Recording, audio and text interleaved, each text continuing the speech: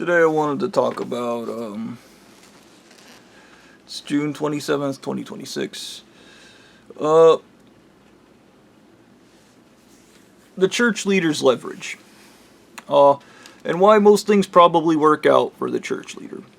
Spoilers, it was Witchy Poo that first told me about this, and if you kill a church leader, they have to kill their 40 wives. This is why the Unabomber was really hated, because he blew up their church leaders, and they had to go and kill like 80 or 120 women, something crazy like that. But I wanted to talk about this because this is also in correlation to Anal Eating Mummy God, George Miller, and his daughter. Yeah. Augusta Gore. Brain's going bad from mercury. So,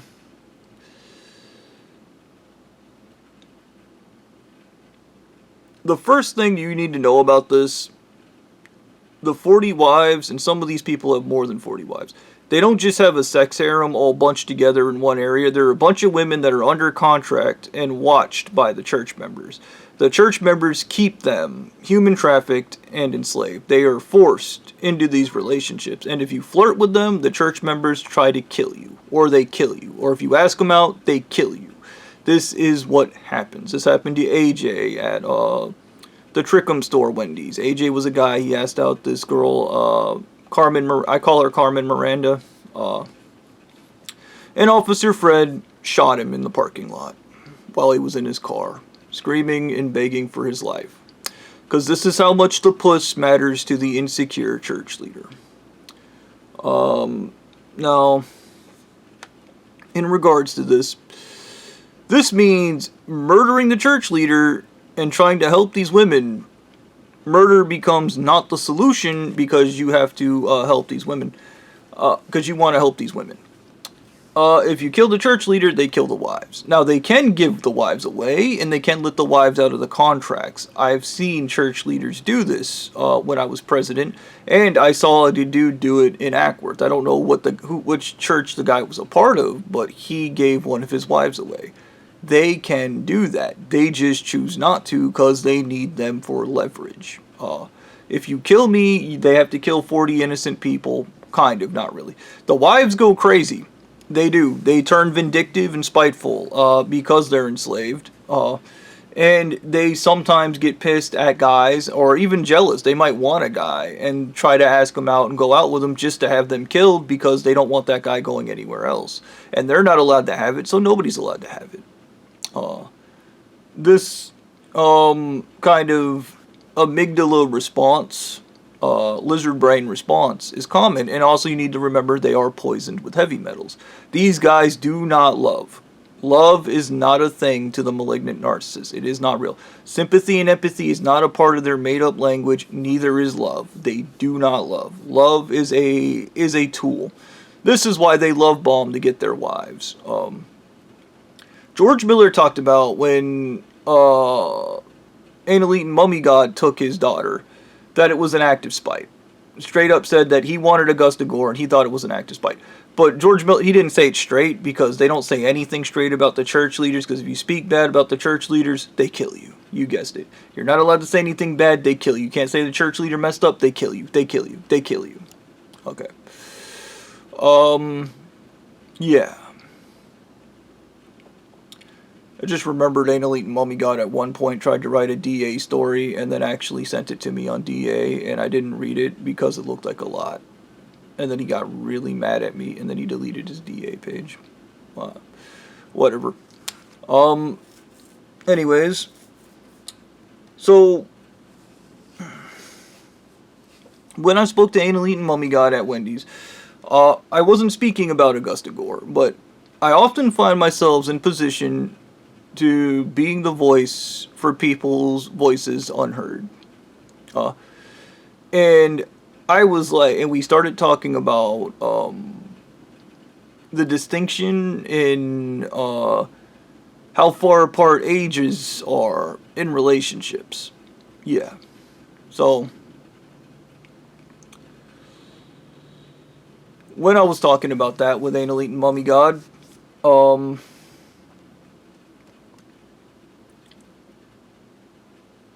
I explained that if you take a wife that's really younger than you, and I don't know how we got on this subject, but I was explaining how you end up losing years of their lives. And I talked about there was this story written by basically an old dude that knew this girl was a gold digger. But he was basically going to live long enough that she would be old. And then somebody was going to dig on her because she would be too old. And the whole thing was she'd be too old to have kids. She'd have to be too old to live a meaningful life and all these things. And that was the end goal, was to age her out. And that's what the old guy's plan was to age her out. To make getting his fortune worthless because she'd be too old to enjoy it. That was the entire aspect. And then when he died, she was in her like 60s or 70s or 80s. And she was too old to enjoy the money she got. And I explained this shit to Anal Eating Mummy God. And he went, I see. I understand. And then he said, Bobby, let me ask you something. And he was like, in regards to like a really old guy marrying an exceptionally young woman, and depriving the woman of having kids, or having a career, or doing any of the things she wanted to do. And let's say a guy has to do this. He has to find women, he has to have 40 or 60 women in his sex harem.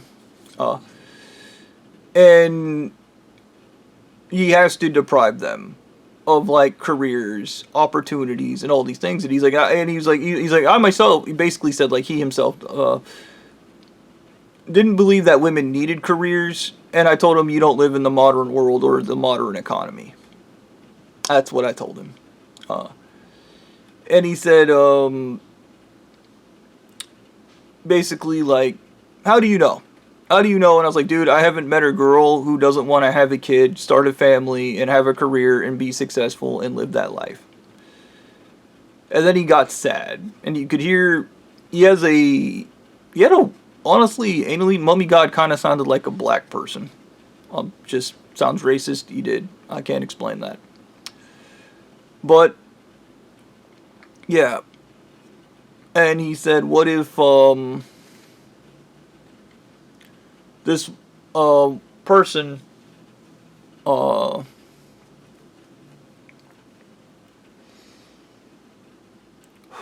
total brain fart.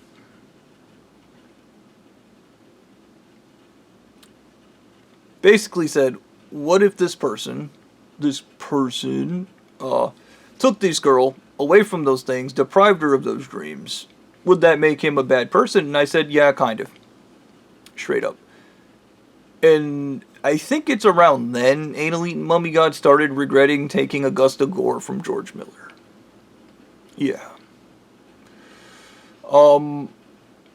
It was a really weird conversation I had because I just started voicing my opinions on this entire aspect. Because in Anal Eating Mummy God's world, women are property. That is how they work. Once again, there's no sympathy or empathy in their made-up stupid language. It is the language of the ego. That is a fact. Yeah. So I guess that's where I'm going to leave this video off. This video is going to be kind of a short form because I didn't want to just dump a whole bunch of shit into this single video. The thing to take away from this is these guys, through marriage, eternal marriage, enslave not just one woman, but multiple women, up to 40. Okay, they enslave up to 40 women, and sometimes more, through marriage, where they will be married eternal in the next life. They get these women through love bombing. They don't actually like them. 90% of the women, this isn't a joke, when I was president and I spoke to the church leaders, are envy cases.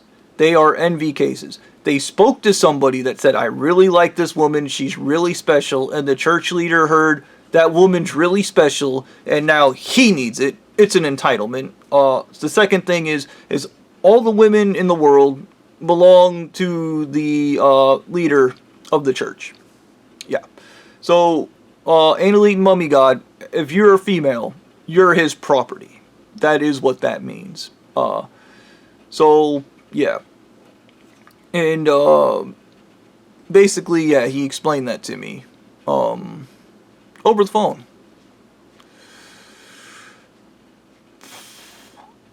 They're gonna love bomb. They're gonna lie. They're gonna do whatever it takes to get married to you, because once you're married to them, it's eternal. And you can never escape it. You're not allowed to. Yep. That is how that works.